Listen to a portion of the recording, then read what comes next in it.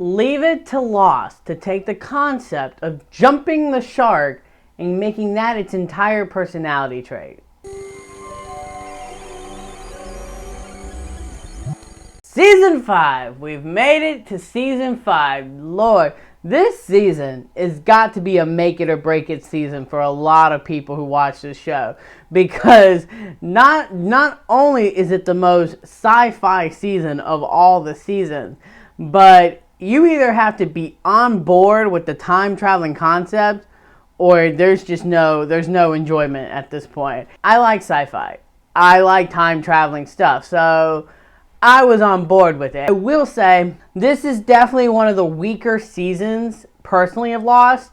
In fact, there's a lot about this particular season that needed a little bit more fleshing out, which is crazy to say because I'm always saying cut, cut, cut, cut, cut. But this season, in my opinion, either didn't have enough or had too much going on. Also, another problem that I have with this particular season is I think Lost does a great job at building tension and just having some flat out gripping sequences.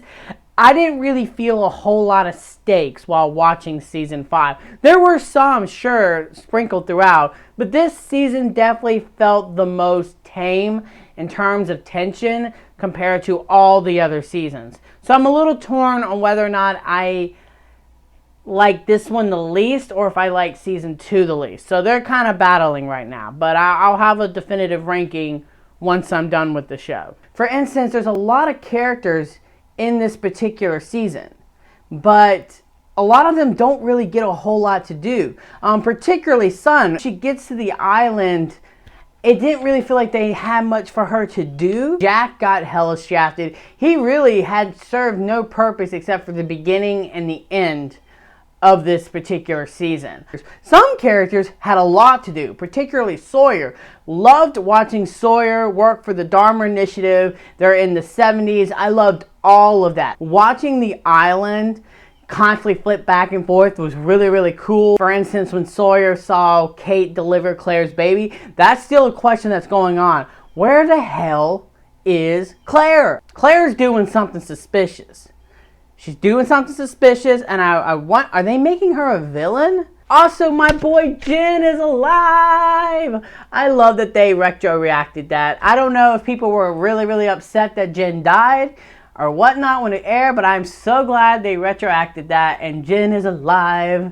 But he did not get reunited with Sun, and I'm not happy about that. I'm ready for that reunion to happen, because when it happens, I know I'm gonna bawl because I just love Sun so much. We finally meet Jacob, and he's this blue-eyed, blonde-haired guy who was also on the island and all that stuff, and I thought that was very good. One of my favorite scenes in this entire season was when Ben goes to confront the Mist Monster as a way to be judged, because that's how his people get judged, and he wanted to be judged because he felt responsible for the death of his daughter. And his daughter literally appears and is like, you have to listen to everything John Locke says, which is just hilarious and awesome. And how the tables have turned, as they like to say. John Locke, the best freaking character. His backstory, his episode where he was Jeremy, the life and death of Jeremy, was so good.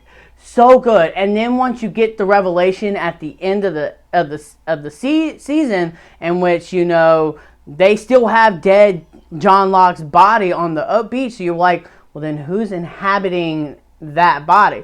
My theory is it's the island. Which is just crazy. So, are they all dead? Juliet and Sawyer together. I like that. I was surprised at how much I actually liked Juliet and Sawyer together. I actually felt that was a relationship that fit, that made sense. Daniel's mother, Eleanor, oh my God, what a good old-fashioned bitch. I hated her. How all she wanted to do was lead her son up to the point to get to the island by constantly degrading him and saying you can't date women, you can't do anything, you can't find love, you need to work on your studies, all so that he could go to the island and die. That is just despicable. And the fact that younger Eleanor kills her son, monstrous. I did not cry.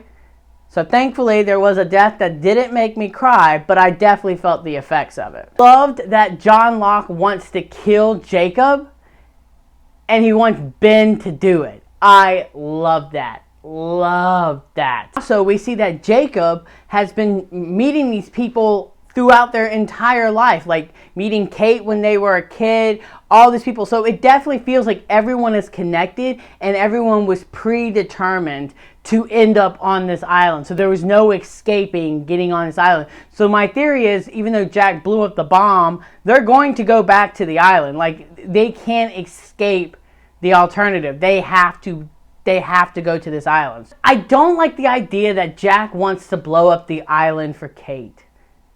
I don't like that. I don't give a shit about this love hexagon. Move on, bro. There are other fish in the sea. I love the scene where Ben kills Jacob. When Ben kills Jacob, that is so freaking cool because he kills him just out of pure, like, jealousy. And I love that. He's like, how is it that you reveal yourself to John Locke and I, a loyal servant who has never questioned anything you've ever asked, and you never revealed yourself, but you reveal yourself to John Locke? Oh, it's so fantastic. I love it. I love it. As Jacob's dying, he whispers, they're coming. Who the hell's coming? Here we go again. Ultimately, this season was very entertaining. It was very well paced.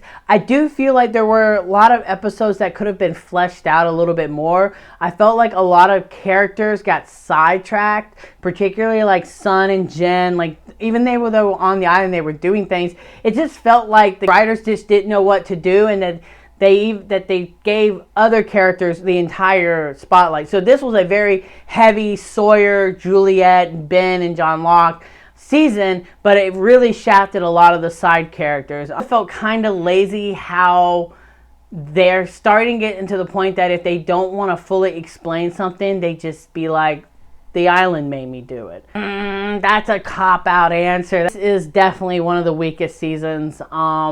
Nothing really in this particular season truly stood out for me personally, except for like the back half stuff and that John Locke heavy episode where he commits suicide, and then he's trying to commit suicide, and then Ben comes in and then actually kills him. I did love that episode. That episode was by far the best episode of this season. So, back to the character board. Love John Locke. I just love John Locke. I love John Locke. I still love Desmond, even though he was practically not in this, this season. One of those shafted characters. Sun, Ben. Oh, I love Ben. I love Ben. And Charlie. Charlie will probably be within the top 5 just because talk about a way to go out. As the score goes, I would give this season of Lost like a 3.5 out of 5. Y'all, I just have the final season. Yes, I'm so excited. I'm so freaking excited. So look out for that video because it's coming. I'm about to press play on it now. And until next time, you guys, I'm the Slasher Movie Reviewer, and you guys have just been slashed.